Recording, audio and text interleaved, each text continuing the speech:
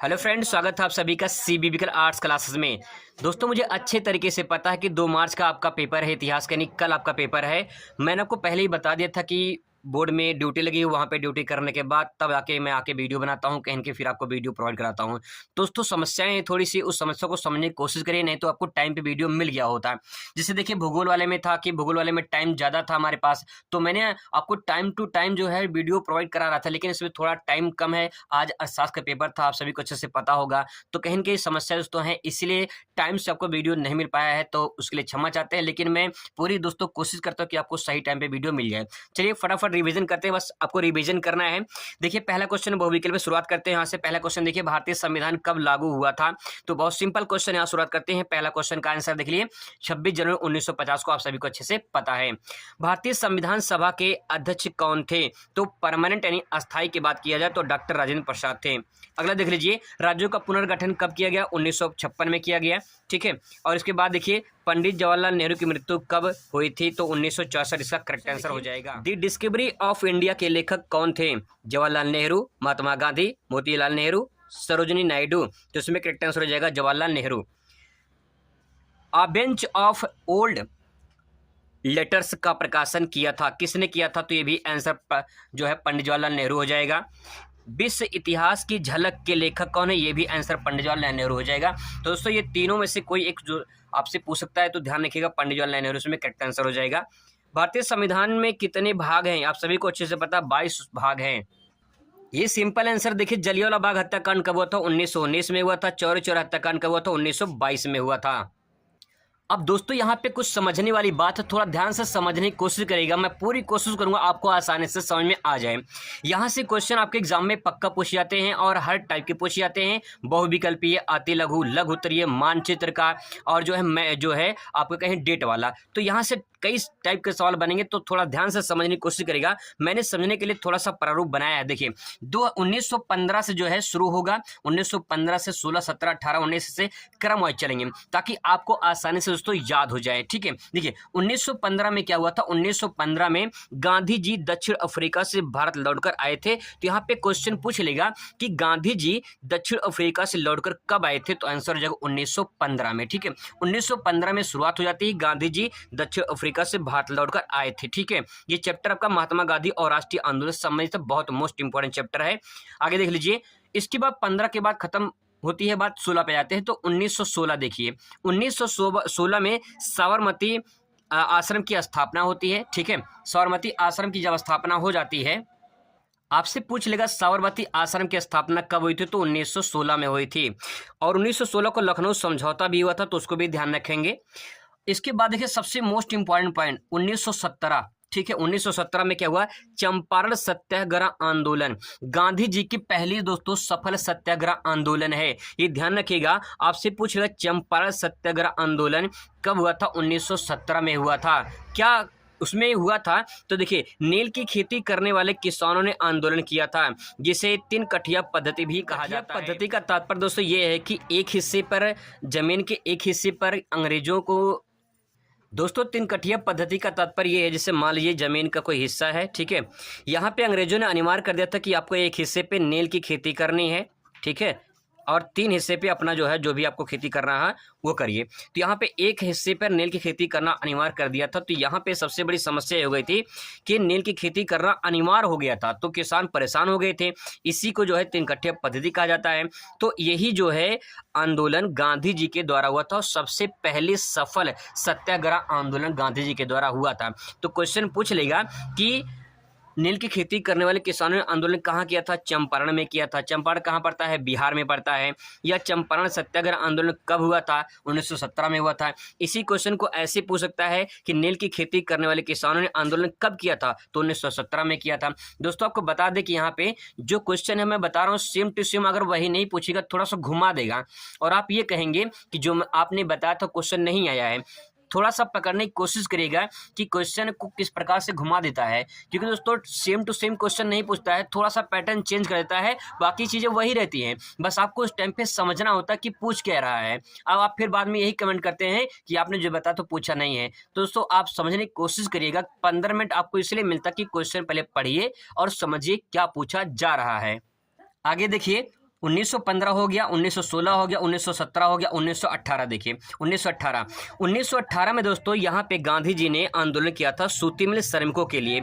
ये अहमदाबाद में होता, गुजरात में, ठीक है। ये आंदोलन सूती मिल श्रमिक, यानी सूती मिल जो है सूती मिल में श्रमिक काम कर रहे थे, तो उनको जो है सही तरीके से जो है उनको वेतन नहीं मिलता था, उनको बोनस नहीं मिलता था, अंग्रेज अत्याचार करते थे, तो इसीलिए गांधी जी ने आंदोलन किया था 1918 में। आप कर्म दोस्तों अगर समझ जाएंगे तो आपको सही से आसानी से याद हो जाएंगे। इसके बाद देखिए सबसे मोस्ट इंपॉर्टेंट है 1919 में क्या हुआ। 1919 में जलियांवाला बाग हत्याकांड हुआ था अमृतसर में, पंजाब में। तो आपसे ये क्वेश्चन पूछ सकता है कि जलियांवाला बाग हत्याकांड कहाँ हुआ, तो अमृतसर में। कब हुआ था? 1919 में, ठीक है। देखिए 13 अप्रैल 1919 को जलियांवाला बाग हत्याकांड हुआ था। तो यहाँ पे दोस्तों देख लीजिए कि 13 अप्रैल, ठीक है, 13 अचार उन्हीं लोगों ने खाया है। 13 अचार उन्हीं लोगों ने खाया है, मैंने नहीं खाया है। तो 13 मतलब 13, अचार मतलब 4, 13 अचार उन्हीं मतलब उन्हीं मतलब 19। तो 13 अचार उन्हीं लोगों ने खाया है, मतलब 13 अप्रैल 1919 को जलियांवाला बाग हत्याकांड हुआ था, ठीक है, अमृतसर में हुआ था। और उसी दोस्तों यहाँ पे देख सकते हैं 1919 में रॉलेट एक्ट भी लागू हुआ था। और यहाँ पे इस जो ये एक्ट था, जो अधिनियम था, जो कानून था, ये नो वकील नो अपील नो दलील की थी। तो यहाँ पे ध्यान रखिएगा, नो वकील नो अपील नो दलील की जो है ये रॉलेट एक्ट अधिनियम जारी किया था। इसे काला कानून भी कहा जाता है। तो यहाँ पे क्वेश्चन पूछ लिया गया कि काला कानून किसे कहा जाता है, तो रॉलेट एक्ट को काला कानून कहा जाता है। कब ये लागू किया गया था? तो ये जो है 1919 में जो है लागू हुआ था। सर रॉलेट सिडनी एक अंग्रेज अधिकारी था, उसी के नाम पर पड़ा है रॉलेट एक्ट, क्योंकि वो एक्ट जो है वही बनाया था। इसके बाद देखिए दोस्तों 1919 हो गया, 1920 देख लीजिए। 1920 में असहयोग आंदोलन पारित हुआ था। ध्यान रखिएगा 1920 में असहयोग आंदोलन पारित हुआ था। क्यों? क्योंकि जब अंग्रेजों ने नो वकील नो अपील नो दलील यानी रॉलेट एक्ट आया, तो उसके विरोध में असहयोग आंदोलन जो है शुरू हो गया।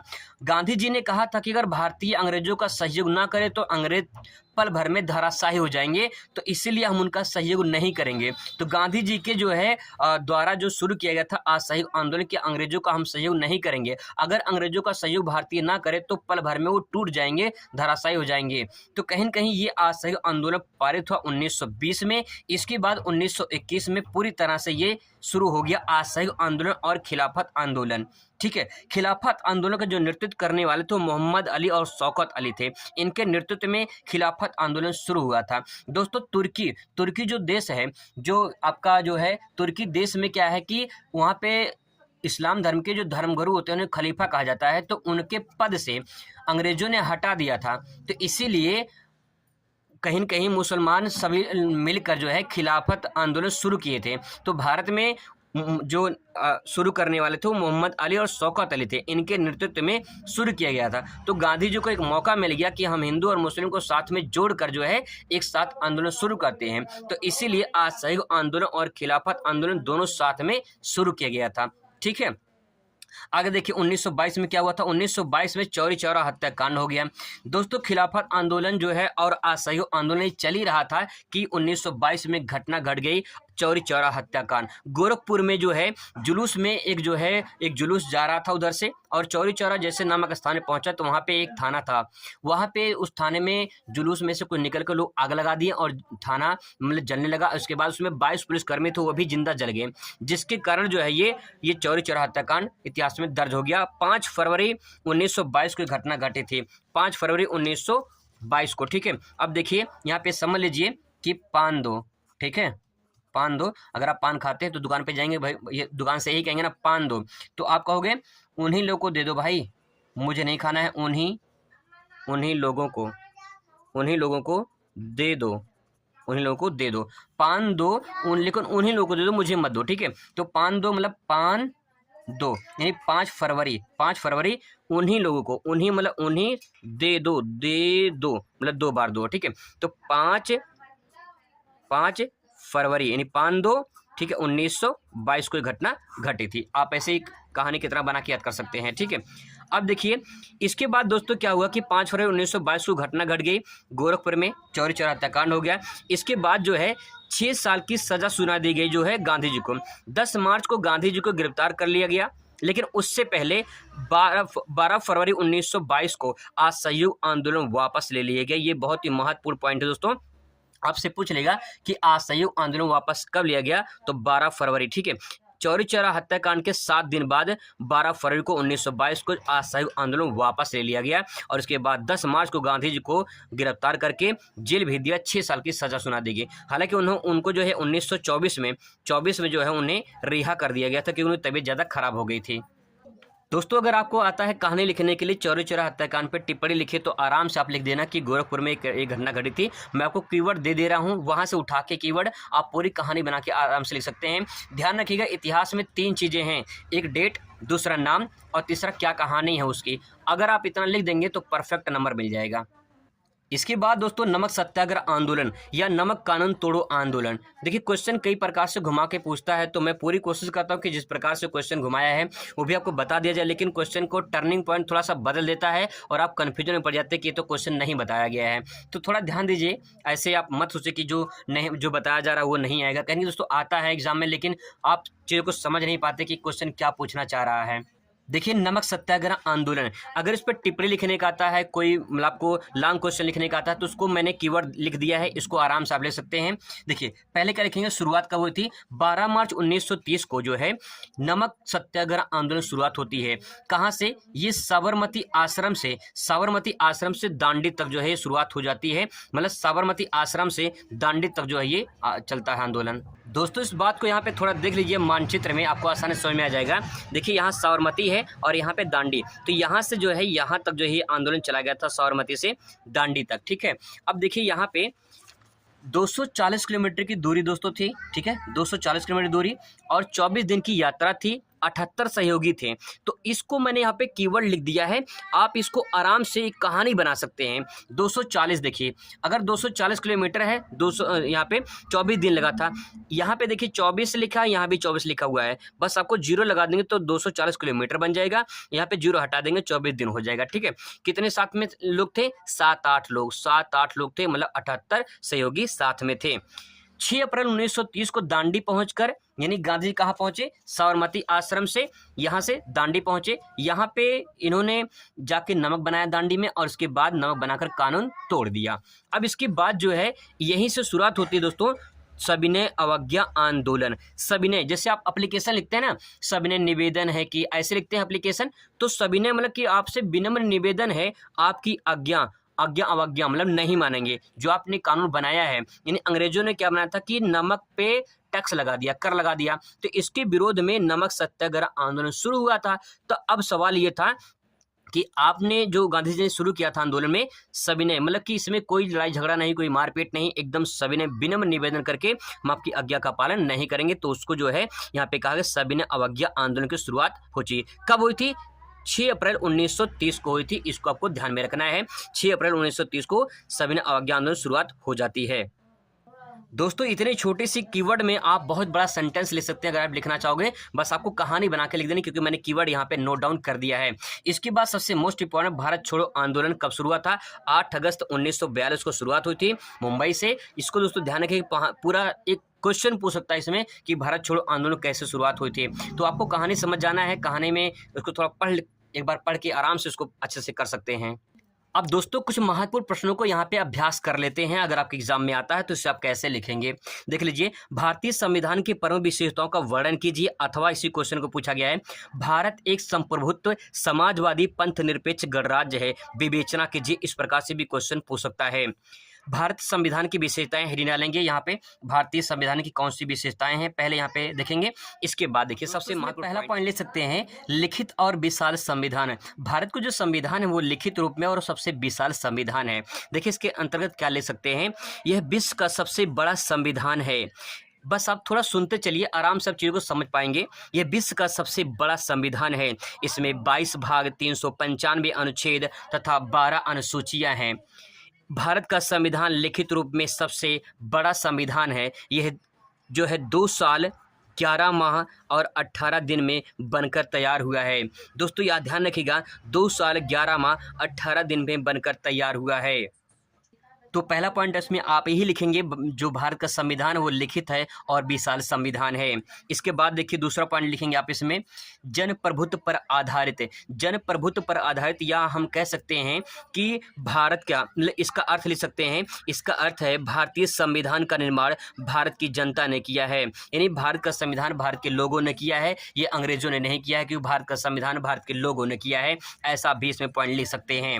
अगला पॉइंट यहाँ नोट डाउन कर सकते हैं, संघात्मक संविधान। संघात्मक संविधान का तात्पर्य ये है, संविधान के अनुसार भारत राज्यों का संघ है, अतः इसमें संघात्मक संविधान के सभी तत्व विद्यमान है। संघात्मक पॉइंट ले सकते हैं, धर्मनिरपेक्ष राज्य की स्थापना में। इसका तात्पर्य ये है, संविधान के प्रस्तावना में 42वें संविधान के संशोधन में धर्मनिरपेक्ष शब्द जोड़ा गया है। यानी 42वें संविधान संशोधन में धर्मनिरपेक्ष शब्द जोड़ दिया गया है। इसका तात्पर्य है, धर्मनिरपेक्ष का तात्पर्य है नागरिकों को किसी भी धर्म को मानने की पूरी स्वतंत्रता है। आप कोई भी धर्म मान सकते हैं, ये संविधान में लिखा गया है। आपको पूरी स्वतंत्र है, आज़ादी है, कोई भी धर्म आप मान सकते हैं, लेकिन कोई भी धर्म आधिकारिक नहीं है। मतलब संविधान की नज़र में कोई भी धर्म आधिकारिक नहीं है। सरकार सभी भी धर्मों को मान्यताओं, मतलब धार्मिक जो मान्यताएं हैं उनको आचरण, उनके आचरण को और उनको सम्मान देता है। मतलब आप चाहे हिंदू हो, चाहे मुस्लिम हो, चाहे सिख, चाहे ईसाई, क्योंकि संविधान में देखा जाए तो सभी जो है धर्मों को समान रूप से आप मान सकते हैं और उसको अपना सकते हैं। ये लेकिन पूरी तरह से संविधान को आधिकारिक कोई नहीं माना कि यानी हिंदू हैं, मुस्लिम हैं, सिख हैं, ईसाई हैं, ऐसा नहीं है, ठीक है। लेकिन कोई भी धर्म जो है वो सर्वश्रेष्ठ नहीं है। बाकी सभी धर्मों को आप आराम से मान सकते हैं, उसको अपना सकते हैं, और उसको जो है भारत सरकार की तरफ से जो है देखिए सम्मान भी किया जाता है। इसके बाद दोस्तों अगला पॉइंट ले सकते हैं, नागरिकों के मूल अधिकार संविधान में दिया गया है। नागरिक के मूल अधिकार का तात्पर्य ये होता है कि जो हमारे 6 मौलिक अधिकार हैं, ठीक है, 6 मौलिक अधिकार हैं, जैसे कि समानता का अधिकार है, स्वतंत्रता का अधिकार है, शोषण के विरुद्ध अधिकार है, धार्मिक स्वतंत्रता का अधिकार है, सांस्कृतिक एवं शिक्षा का अधिकार है, संवैधानिक उपचारों का अधिकार है। आप इस बात को ऐसे समझ सकते हैं, देखिए जब सभी समान होंगे, ठीक है, तो आप समान होंगे कब? जब आप स्वतंत्र होंगे तब, ठीक है। आप जब समान होंगे तो सभी आप स्वतंत्र होंगे, ठीक है, और जो स्वतंत्र होंगे तभी समानता होगी आपके अंदर। अब दोस्तों अगर आप स्वतंत्र हैं तो आपका कोई शोषण नहीं कर सकता है, ठीक है। आप अपने धर्म को मान सकते हैं, उसको मानने का आपका आज़ादी है, स्वतंत्रता को दिया गया है, ठीक है। इसके बाद उस धर्म से संबंधित जो संस्कृति है उसका शिक्षा को आप अपना सकते हैं और उसका संवैधानिक उपचार भी कर सकते हैं। तो आप ऐसे याद करिए कि समानता है तो स्वतंत्रता है, अगर स्वतंत्रता है तो शोषण नहीं कर सकता, कोई शोषण नहीं कर सकता, तो हमने धर्म का प्रचार प्रसार कर सकते हैं, उसको हमें अपना मानने का अधिकार है। इसके बाद उसकी संस्कृति शिक्षा का प्रसार करने का अधिकार है, संवैधानिक उपचारों का अधिकार है। तो ये पॉइंट आप दोस्तों इसमें आप लिख सकते हैं। इसके बाद देखिए अगली विशेषता संविधान की ये है, अस्पृश्यता मतलब छुआछूत का अंत हो गया। देखिए भाग 3 अनुच्छेद 17 के आधार पर छुआछूत का अंत कर दिया गया है। तो 17, ठीक है, मैंने बताया 17 जो खतरा किससे था? छुआछूत से, तो इसको अंत कर दिया गया है। अगला देखिए वयस्क यानी वोट देने का जो अधिकार है, आप ऐसे भी दे सकते हैं वोट देने का अधिकार। 61वें संविधान संशोधन के अनुसार 18 वर्ष कर दिया गया है, वोट देने का अधिकार कर दिया गया है। इसके बाद 8वां पॉइंट ले सकते हैं, महिलाओं का सम्मान जो है अधिकार दिया गया है। तो कहीं ना महिलाओं का इसमें सम्मान अधिकार दिया गया है। तो ये जो है संविधान की विशेषताएं हैं। ये क्वेश्चन अगर आपसे पूछा जाएगा, लॉन्ग क्वेश्चन में जरूर पूछा जाएगा आपसे, तो यहाँ से इस पॉइंट को जरूर आप ऐड करेंगे। अगला देखिए, भारत छोड़ो आंदोलन कब और क्यों प्रारंभ किया गया था? तो कृषि मिशन की विफलता के बाद महात्मा गांधी ने ब्रिटिश शासन के खिलाफ अंग्रेजों भारत छोड़ो का सबसे बड़ा आंदोलन शुरू किया था। 8 अगस्त 1942 को ये शुरू हुआ था। तो यहाँ पे जो कृषि मिशन था, इसकी विफलता के कारण जो है महात्मा गांधी ने ब्रिटिश शासन का खिलाफ जो है अंग्रेजों भारत छोड़ो का नारा देकर सबसे बड़ा आंदोलन शुरुआत किया था। कृषि मिशन दोस्तों ये है कि जब विश्व युद्ध हो रहा था तो उस टाइम पे अंग्रेज यहाँ पे थे भारत में, तो अंग्रेजों ने वहाँ पे भारत के सहयोग स्थापित करने के लिए, भारत का पूरा सहयोग देने के लिए ये वादा किया था। तो उसी को कृषि मिशन कहा जाता है। तो ये विफल हो गया था, क्यों? क्योंकि भारत के लोग जो है सहयोग नहीं किए, तो विफल हो गया। तो यहाँ पे गांधी जी ने भारत छोड़ो आंदोलन शुरू किया था 8 अगस्त 1942 को। अगला देखिए, हिंद स्वराज की पुस्तक किसने लिखा था? तो महात्मा गांधी ने लिखा था 1909 में, ठीक है, ध्यान रखिएगा। 1 नंबर क्वेश्चन पूछ सकता है यहाँ से। प्रथम गोलमेज सम्मेलन कब और कहाँ हुआ था? तो प्रथम गोलमेज सम्मेलन 1930 में हुआ था, और कहाँ पे? लंदन में हुआ था। अगला प्रश्न देखिए, काकोरी कांड कब और कहाँ हुआ था? तो काकोरी कांड 9 अगस्त 1925 को हुआ था। कब? 1925 को लखनऊ में हुआ था। कहाँ पे? लखनऊ में हुआ था। तो आप ध्यान रखिएगा 1925 में लखनऊ में काकोरी कांड हुआ था। अगला देखिए, बहुत ही मोस्ट इंपॉर्टेंट प्रश्न है, सहायक संधि क्या थी? सहायक संधि को इसकी प्रमुख बिंदुओं पर स्पष्ट कीजिए। तो सहायक संधि क्या है और इसकी जो कुछ विशेषताएं हैं बिंदुओं पर नोट डाउन करना। ठीक है, देखिए पहले पॉइंट यहाँ पे सहायक संधि पे हेडिंग डालेंगे, इसके बारे में लिखेंगे 1798 में लॉर्ड बेलेंजली द्वारा देसी राज्यों को हड़पने के लिए एक संधि का प्रारूप निर्मित किया गया था, जिसे सहायक संधि कहा गया। दोस्तों, लॉर्ड बेलेंजली के शासनकाल में 1798 में देसी जो राज्य थे, ठीक है, उनको हड़पने के लिए एक संधि का जो प्रारूप तैयार किया गया और उसी को सहायक संधि कहा जाता है। आगे देखिए, इसमें सहायक संधि के मुख्य बिंदु क्या थे? पहला पॉइंट ले सकते हैं, संधि करने वाले राज्यों को एक ब्रिटिश सैनिक रेजिमेंट अपने यहाँ रखना होता है। मतलब इसमें जो ये प्रारूप तैयार किया गया था, इसमें प्रारूप में ये था कि संधि करने वाले राज्य, जो संधि राज्य मतलब जो संधि जो जुड़ना चाहते हैं ब्रिटिश में, वो उनमें ब्रिटिश सैनिक रेजिमेंट अपने यहाँ रखने का अधिकार उसको मिलेगा। मतलब कि जो राज्य शामिल होते हैं तो उसमें ब्रिटिश सैनिक वहाँ पे रहेगी। अगला पॉइंट में था कि संधि करने वाले राज्य की बाहरी और आंतरिक चुनौती से अंग्रेज रक्षा करेंगे। अगर राज्य पर कोई भी आपत्ति आती है तो अंग्रेज जो है बाहरी रूप से और आंतरिक रूप से दोनों तरफ से सहायता प्रदान करेंगे। अगला पॉइंट नोट डाउन कर सकते हैं, इसमें सहयोगी पक्ष की भू क्षेत्र में एक ब्रिटिश सैनिक टुकड़ी तैनात की जाएगी। सहयोगी जो पक्ष होगा उसके भू क्षेत्र में, मतलब जो राज्य होगा उस राज्य में उसके भू क्षेत्र, उस जमीन में कहेंगे ब्रिटिश जो है अपनी सैनिक की टुकड़ी यानी अपनी सैनिक स्थापित करेगी और वहाँ से जो है निगरानी करेगी।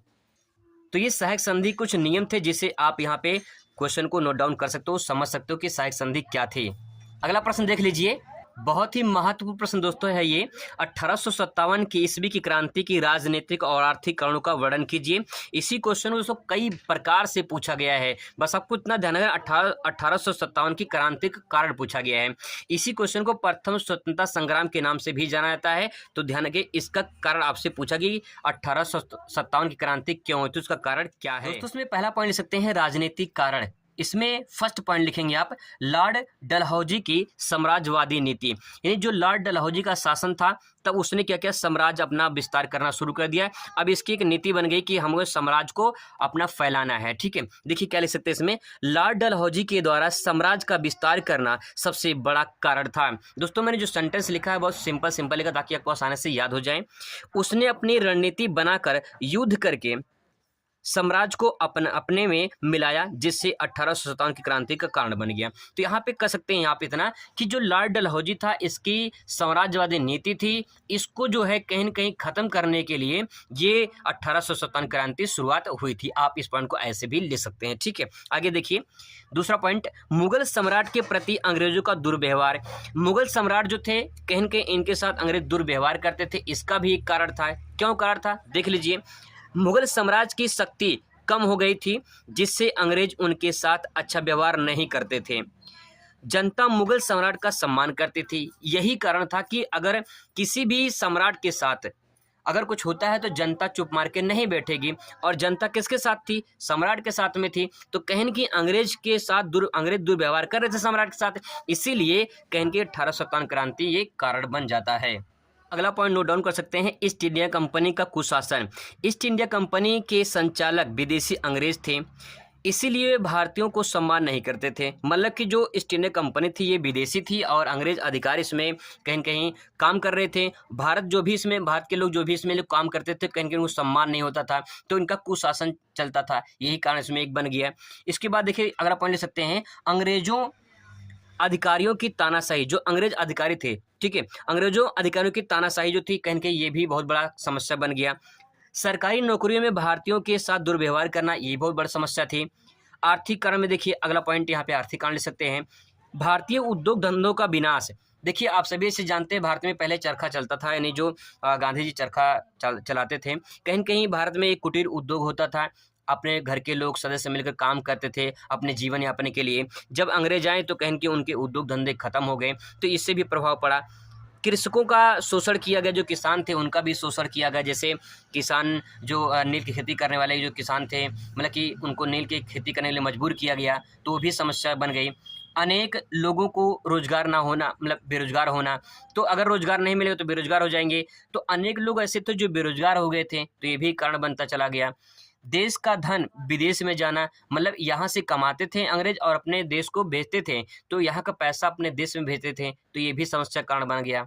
इसके बाद दोस्तों यहाँ पे सामाजिक कारण मिल सकते हैं। भारत के सामाजिक जीवन में हस्तक्षेप करना। भाई जो भी आपका जीवन है, किसी का ये नहीं होता कि आपके जीवन में, निजी जीवन में वो हस्तक्षेप करे, तो यहाँ पे अंग्रेज ऐसा करते थे, इसलिए भी कारण बनता चला गया। भारतीय जो थे वो कहीं न कहीं धर्मों को निंदा करते थे, भारतीयों की जो धर्म था उनकी निंदा करते थे, ये भी कारण बन गया। वेतन में असमानता, बहुत सारे लोग थे जो उनको वेतन असमानता होती थी, तो ये भी कारण बनता चला गया। तो इसके बाद दोस्तों यहाँ पे 8वां क्वेश्चन, 1857 के प्रथम स्वतंत्रता संग्राम का असफलता के कारण। ऐसा क्या कारण था कि 1857 जो क्रांति थी ये असफल हो गया था? इसी क्वेश्चन को अथवा करके पूछ सकता है। 1857 की क्रांति असफलता के कारण लिखिए। जैसे इसमें देख सकते हैं क्या क्या कारण इसमें ऐड कर सकते हैं। युद्ध सामग्री का अभाव। जब भारत ने अपना ये आंदोलन शुरू किया, मतलब ये संग्राम शुरू किया स्वतंत्रता संग्राम का, तो इस टाइम पे भारत के सामने कोई जो है सामग्री नहीं थी कि वो युद्ध कर सके। ठीक है, अगला पॉइंट इसमें कुशल नेतृत्व का अभाव। देखिए जब कोई आप काम करते हैं तो आपको ट्रेनिंग की जरूरत पड़ती है, तो एक कुशल ट्रेनिंग नहीं था भारत के साथ में, तो प्रशिक्षण नहीं थी, इसका कारण जो था हारने का। ठीक है, इसके बाद देखिए अगला पॉइंट, अंग्रेजों का कुशल और सक्षम होना। अंग्रेज भाई कुशल थे, सक्षम थे, उनके पास हथियार वगैरह थे, तो कहीं न कहीं वो भी जो है ये एक हरा दिए हैं। ठीक है, अगला पॉइंट लिख सकते हैं इसमें आपसी मतभेद। देखिए भारत में क्या होता है, आपसी मतभेद बहुत ज़्यादा होता है। ठीक है, हिंदू मुस्लिम आपस में लड़ते रहते हैं, अलग अलग जाति के लोग लड़ते रहते हैं, अलग अलग धर्म के लोग लड़ते रहते हैं, तो ये भी समस्या है आपसी मतभेद होना।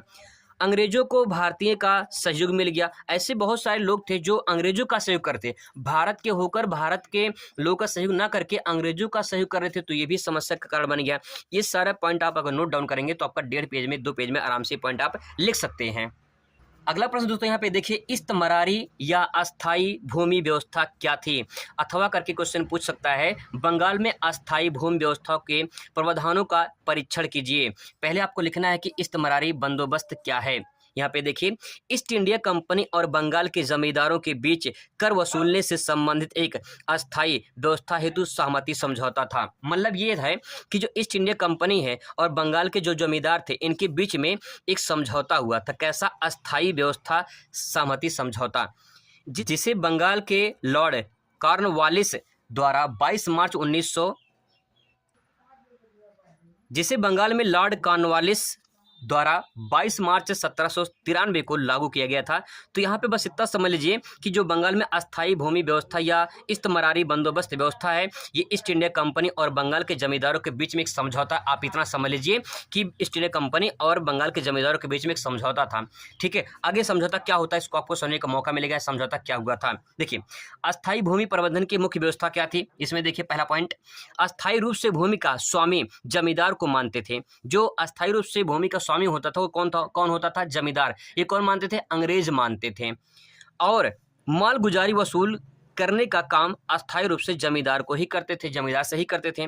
तो सवाल ये था कि जो अंग्रेज थे उन्होंने जमींदारों से एक समझौता कर लिया कि आप हमें लगान टैक्स देंगे। ठीक है, अब सवाल ये था कि आगे कहानी देखिए, जमींदारों पर गांव में शांति व्यवस्था बनाए रखने का दायित्व डाला गया कि आप देखिए कहीं कोई लड़ाई झगड़ा ना हो, आपसे ही अगर कुछ होता है तो आपके जिम्मेदार होंगे। यानी जमींदारों को जो है अंग्रेज ने क्या कह दिया, एक समझौता में कहा कि आपको जो है गांव के जो लगान होंगे उसको वसूलना होगा और उसकी शांति व्यवस्था बनाए रखना हो, कोई लड़ाई झगड़ा ना हो। आगे देखिए, यदि जमींदार समय पर नियमित लगान नहीं देता था उसे संपूर्ण भूमि छीन सकती थी। तो ये भी समस्या थी जमींदार के लिए, इसीलिए जमींदार गांव के किसानों को जो है कहीं कि उनसे जो है पैसा या लगान वसूलते थे और कहीं कहीं उनके साथ जो है दुर्व्यवहार भी होता था। तो कहीं कहीं ये भी समस्या बनता चला गया। इसी जो है क्रिया को इस्तमरारी या भूमि व्यवस्था कहते हैं। आप इसे आसानी से लिख सकते हैं। ऐसे भी दोस्तों क्वेश्चन देखने को मिल सकता है, रैयत बाड़ी बंदोबस्त क्या है, यहाँ भी क्वेश्चन देख लीजिए एक बार। और मुगल प्रशासन की प्रमुख विशेषताएं क्या है, ये भी क्वेश्चन आप देख लीजिए। बाकी दोस्तों मैं पूरी कोशिश करूँ कि आपको जो है एक जो है मैराथन आपको लगा दूं ताकि आप जो है आसानी से उसको रिवाइज कर लेंगे। Thanks for watching.